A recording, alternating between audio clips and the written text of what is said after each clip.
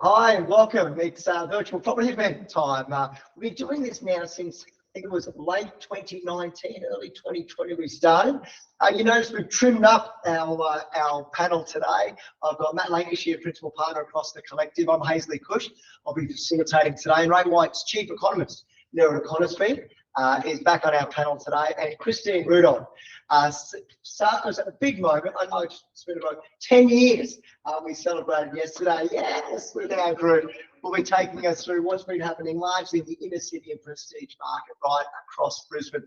So strap in. Now, I think it's always great to start off with you. You've got such a great view of what's happening in the market. So we're focusing largely on that quarter, July to September. So what have you got to report from the market? Yeah, so I guess starting with the economy is still growing. The unemployment came out today, and it is still very low, mainly because the participation rate reduced, so fewer people out there with jobs. But still things are going really strong. Inflation's coming down. That's really good news. Really good news for interest rates. At the moment, we are expecting to see a hold in next month, in November. And think that will carry? We think it will carry. So at this point, it is looking like we're not going to see another increase, but it can change quite quickly. So next week we get updated inflation numbers. We do see a bit of a climb, but it potentially will get more discussion around potential increases. But at this point, it does look like it's a hold. Like a decrease. I would like a decrease too, yes. Yeah, there's a bit of talk about this, right? They're saying, talk to people and say, next year seems to be that. When next year? Like, what is the talk about a decrease? Is that too far to predict? Look, at the moment, it's probably the end of 24, early 25. But I think the thing you do need to consider is that conditions can change really quickly. Like, you'll get one bit of very negative economic data, one bit of very positive economic data, and then the markets all adjust and the timing starts to change. So it's changing each week at this point. So hopefully it can't next year, but at this point it is looking like it's just a very long hold. Does war affect that at all? It does. It is affecting it primarily because fuel prices are up. Yeah. So fuel prices go up, it impacts inflation. If inflation doesn't come down, the Reserve Bank do need to increase rates. Obviously, it won't fix a war by increasing interest rates, but it is really the only tool they have to try and keep it controlled. And just on Matt's point as well, with inflation coming down, which is really important, what are the reasons why inflation has started to pull back? Yeah, so a lot of it has to do with construction costs. So that was a really big challenge, particularly here in Queensland. We did see the biggest jump in construction costs in the country and ever recorded. So it was across a whole range of time frames, but basically construction costs jumped 30% in Brisbane. They're now increasing at about 2%. So that's a big one. 2% per month? Correct. Per annum. Yeah. The leveling, we call that, right? It's not coming back down. Yeah. I think a lot of people would like it to come back down, but it's lagging inflation. So 2%, you'd almost call it a decrease, right? It feeds into the inflation numbers. So it's a 2% increase, but you're right, it's lower than inflation. It's lower than inflation, which is sitting about 4.5%. Yeah. And then there's fuel, which has been going up, and then it came back, and then it's going up again. So fuel's a really hard one to predict, but also people are just spending less. So we are starting to see fewer people buying things like washing machines, computers, and televisions. Although interestingly, in Brisbane, people are eating out a lot. So that is one of the that must be recession's very so good. Get up here. And a real rapid improvement. One of our restaurants was just rated number one in Australia. I think Agnes was number one in Australia. Best hotel in Australia too. Yeah, Oceania. Till Brisbane. Get to Brisbane.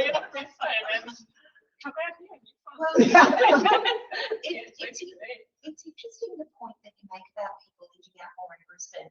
And I wonder if that's related to our tourism boom, because we're actually having an unprecedented tourism boom here. $700 billion tourism boom for Brisbane, which is remarkable. Yeah, and you do sort of start to look at those things that make people want to do that. And you think, well, we hit spring, We've got great facilities. There are people pouring in, and we have dined out for Christine's venues only recently in another capital city. You're paying half price in Brisbane compared to what you're paying in some of those restaurants. So anyway, we interrupted. You were talking about interest rates. Interest rate. All right. So at the moment, it looks like a long hold. Probably not an increase at this point. When we have a look at house prices, they are now very much close to the 2022 peak. Depending where you are, some places have actually exceeded the 2022 peak, so prices are back on the move. The big challenge at the moment is around stock, and we did see, I think we have spoken a lot about this recently, because we saw a lot of properties come to market in August, and then September it pulled back, and it's happening everywhere. So it's hard to understand. I think we've not seen the levels of distress that a lot of people thought we would see. So I think that's a factor. But unfortunately, a lot of people just aren't coming to market as quickly as we again expected, even though the market has improved. If you think about spring's that time where, for whatever reason, people come to market, and there was those interest rate rises. You just put yourself in the mindset of all of those interest rate rises coming. So if you're a buyer, you're like, so what am I going to pay for this place? Okay, what if rates go up? Well, then you pay more. What if they go up again? Well, then you pay more. So that's unstable ground. Then you've got lots of talk, all those things about cliff face and waves, and this is going to be the cliff, and everyone's coming off fixed interest. And that we have not experienced. I can tell you from the front line of property, and Nerida can verify on a more macro view, we have not experienced this long queue of people going, my rate goes up next week, sell, sell, sell. We have not experienced that. I do believe there was a group of people, that August market, that went, oh, this is looking a bit more stable. Prices have now risen back to around that pandemic level. This is a good time to sell, I'll sell. They came in.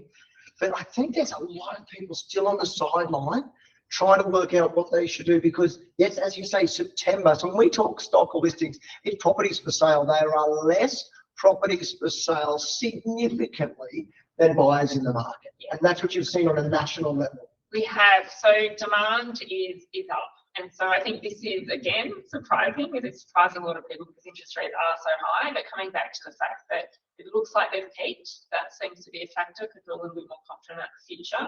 But here in Brisbane and southeast Queensland, just so many people working here. We're still seeing very high levels of interstate migration. It's come back a little bit from that pandemic surge. But when we have a look also at international migration, that's really picked up a lot. So there's a lot of people coming here. So 1,500 people a week coming into southeast Queensland. Really? yeah. I had a call last week from a New Zealand journalist. She was running a story on the negative net migration out of New Zealand. Yeah. She says they're all coming to the Gold Coast and Brisbane, and she was sort of trying to get an opinion from me as to why. I said, well, let's just go through a couple of the key pillars. Your country's called the land of the long white cloud. We're called the Sunshine State. We have 84% sunny days. You have 23 to 25% sunny days. So there's a big one. Our lifestyle, our price, average price Brisbane, 701. Auckland and Wellington sits between 750 Wellington, 1,020,000 in Auckland. So cheaper. Jobs, their unemployment's low. I think they're 3.2 to 3.5. We're 3.1, and the skyline is decorated with cranes. And then you think, oh, well, I'm going to move to Brisbane or the Gold Coast. Will I get a job? Yes. Is it going to be sunny? Yes. Is it going to be cheaper? Yes. Well, is my money going to be safe then? You can't find a better 10-year forward outlook than Brisbane. So why would they stay there when Are they you talking about Auckland or are you talking about Melbourne? Because it sounds exactly the same. Auckland's average price is not $1 million. It's like 2.5 million. Yeah, same reason. The other thing as well, you've got big companies here, you've got the big banks, you've got a lot of huge commercial businesses in Brisbane. And, a lot of our clients that we are actually seeing coming through our open works are actually relocating with their existing companies like Macquarie Bank, CBA, some of the big accountancy firms, because they can get a job anywhere and they just choose to live in Brisbane, which is really exciting. It's really interesting. I mean, it's going to be interesting, as you said, over the next decade, because Sydney, more and more people are moving from Sydney or Melbourne, more international, and then it is repricing the market. We did see that significant repricing in Brisbane, Gold Coast, Sunshine Coast through the pandemic. So, you know, we started to see more $3 million suburbs. We started to see medians hit $1 million on the Gold Coast. That will continue. So, you know, potentially within a decade, I mean, hopefully Brisbane doesn't get to Sydney pricing, because it does get quite stressful for people, but I've got no doubt it will be at Melbourne pricing within the next 5 to 10 years. Really? Yeah. Oh, that's incredible. But I did see that Sydney and Melbourne data that you were sharing is they have seen an uplift. They had a lot less migration to Sydney and Melbourne. They're now neck and neck, aren't they? About the same? Yeah, so it's international migration has come back. Yeah, So, into Sydney and Melbourne. yeah, so people always leave New South Wales, or there's always a negative interstate migration, but now they're starting to see a lot of international. So I mean, into Sydney. Yeah. Speaking to an agent just yesterday down in Sydney, quite a well-known agent, he mentioned to me that they've seen an enormous amount of Chinese internationals coming back into the market within the inner city of Sydney. Okay. And some of the big landmark sales have been from foreigners, or they've either got family here or whatever, and they're doing some of the big transactions. Yeah, So and that's some of those prices, mate. 70, 80 million. It's crazy. Yeah. 70 million. yeah, we did see it in the foreign investment review board data, the Chinese are back, which Yeah. again is, you know, not what was expected because it had Yeah. dropped off significantly. Yeah. But it's fine, surely. Rental market still very expensive, strong, but starting to stabilise a bit. So I think that's good news. People do seem to be moving back into share houses, you know, trying to just get a cheaper deal in a market that's still strong. So Now, not to blindside you on this, I've got a bit of a theory. I wrote about it recently, and I'm keen to get your thoughts. I want to share it. So we've had major rent roll across Brisbane for the best part of the last 30 years. Mum had it before me, and we're managing it all today. So January is always busy time, right, in rentals, in property. And that's because usually the start of the school year. So kids moving out for the first time, they're going to move out at the end of the year, they're going to move at the start of the year. Families moving interstate, they're going to move up at the start of the school year. Now, because of this increase in demand, owners over many years, sophisticated renters, I know you are always good at this, would say, okay, I want my lease anniversary to come up in January to take advantage of this uplift in tenants. So we've always found January, and even in the industry, we say in property management, no holidays in January.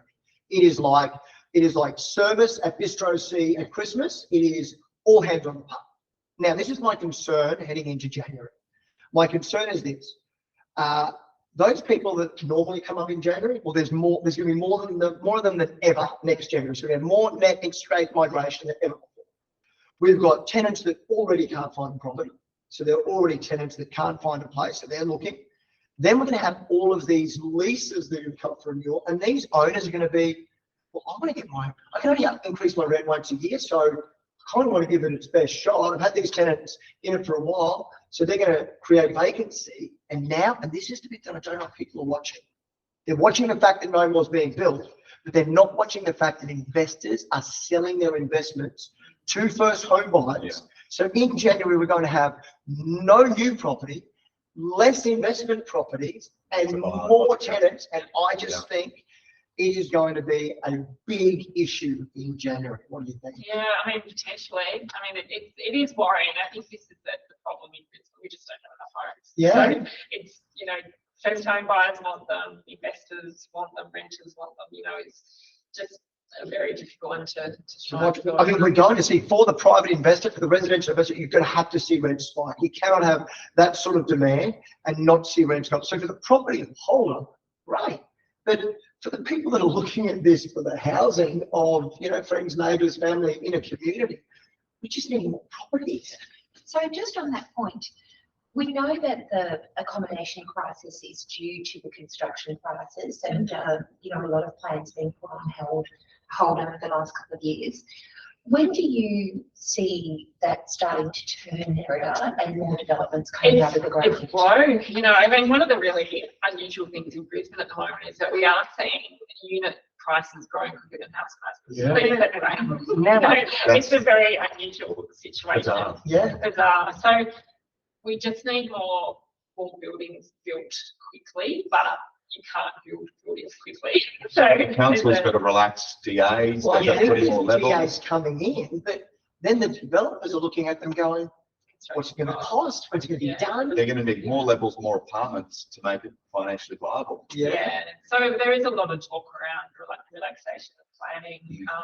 Obviously, people can rent out their granny flats now. That's to try and ease up, and allow people to have somewhere to live.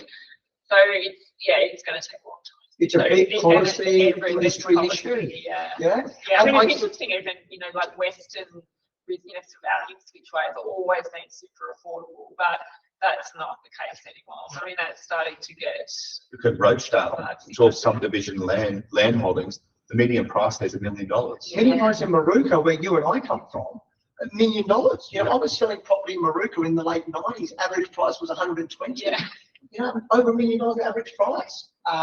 So you also had a note, Nerida, that construction, I think, in Queensland has slowed to record levels. Yeah, it is slow. It's slowing. We're not building enough. So it's just so hard to fill. It's worse for you than anywhere else. Everywhere's pretty bad. Yeah. I mean, some areas are okay. Canberra, they're building a lot. So Canberra's just doing a heap of apartments. We're still seeing quite a lot of construction in Perth. So Perth is remaining pretty affordable, but everywhere. So top tier builders. I think the thing is, everywhere else in Australia didn't see the level of population growth that we saw here during the pandemic. So here we've had this surge of people and then still surging.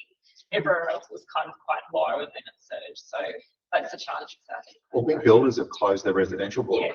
That's the problem. So they don't want to go and do fixed price contracts on residential developments where it's not happening. So they've, like Hutchins closed their residential book. All the big guys have closed it because you've seen so many builders go bust. So it's going to be a problem in the future. And then maybe one more comment around prestige, because I think that's what we're going to be talking quite a bit about today. But we're doing really well everywhere, particularly Sydney, Melbourne, Brisbane. We have a good percentage growth rates. The top areas do tend to be the most expensive areas. So everywhere is growing, but that's the area that we just seem to be seeing a lot more money for. And in terms of those top tier sales, any standouts, any that you're looking at? So New Farm did top the list when we have a look over the past 12 months. So it was, New Farm is probably, up there as one of the most, Tenerife, I think, is the most expensive. So that was also in the list. But New Farm definitely up there in terms of what we're seeing. Definitely the top end of town is what seems to be very, very hot. You've got some good information on this. Yeah, we did a bit of a recap on the collective, looking at our top 10 sales for the quarter. And, more than 50% of them actually were in that 4005 postcode. Matt, we know you're just actually negotiating a big sale at the moment with penthouses. You're finding the penthouse market is extraordinary. Very strong. Very, very strong. There was a reported sale just yesterday, sub penthouse on Moray Street as well. Just sold for over $10 million, 35,000 a square metre. Yeah. So, definitely we are seeing apartment sales dominating in New Farm with higher prices, outstripping, even house prices. We were talking about that the other day. Some prices in New Farm apartments that almost exceed the record house price. That need work too. Yeah. That's right. So so the top 10 sales for Brisbane, again, what we're seeing, we've just done Matt and Brandon did a great one in Hawthorn, 42 Stewart Street, again showing the demand for new builds, Matt. That was an exceptional sale. Again, the Catalina residences on Macquarie Street there, Riverfront, you've just done another amazing sale there as well. Also, what we're seeing is people do still crave lifestyle properties, so big blocks of land are in demand. Josh Brown's just sold a beautiful one off market in Tristania Drive in Bardon, and that backs onto a reserve. That's the highest price paid for quite some time in Bardon for a property. Hendra, again, another contemporary sold for 5.3 million. It's a record for Hendra. There's so many records being broken right now in these sales. $5 million. 5 was the record until the 5,340. 5,340. And again, Katoomba Avenue in Hawthorne, that another stunning contemporary home that you sold at Scott. Crescent Road, Hamilton, again, beautiful new build up on the hill there. The 4007 postcode is sort of almost just behind the 4005 postcode as being the most in-demand postcode in Brisbane. Another great sale in Indooroopilly, 4.65. Again, Julia Street, we sold the beautiful Art Deco apartments in Julia That was a Street. great sale, Christine. Those two little beautiful apartments sitting on the banks of the river. I love that complex. It's so charming. And again, the history with that, similar to what we were saying with people moving from interstate, they were buyers who actually had owned in Bellevue Hill in Sydney. They loved the charm of the beautiful Art Deco and New Farm, and see New Farm in Brisbane as being the place of the future. And another terrific sale, Matt, this weekend off the plane sale. In so built by Black Developments, who's doing some of Brisbane's most luxurious homes, a lot of short lockiers. That there is a 276 square metre block in New Farm, and sold for 4.25. Yeah. That's extraordinary. I mean, who would ever? They're really Sydney prices when you look at it. I think it's relative. I think what you've got to look at is this is a list of our top 10 sales of food in the last quarter. The last being 4 million, the highest being up around that circa 10 mark. You know, these conversations weren't our top 10. You know, the fall was going to be the top 10, not that long ago. The house price record, the Wellesley Street sale is due to sell next week as well. So that's the biggest sale in Brisbane ever, $20.5 million. And that settles next week, which is super exciting. One interesting point on that, just looking through all of the sales, of all of those sales that transacted, this is bucking the trend a little bit. Only one of the top 10 sales was purchased. Only one of them, the only one that bought it that was interstate. Everyone else were locals. Yeah, wow. Yeah. And they got pushed up by the interstaters, and the locals have just gone, no, we're going to have this. So all of the other sales, bar one, in the top 10, bought by locals. Yeah, and I think there's a bit of that. There's always been this discussion that people in Brisbane, good savers, you know, they do trap a lot of wealth in the southeast corner, and we back our product.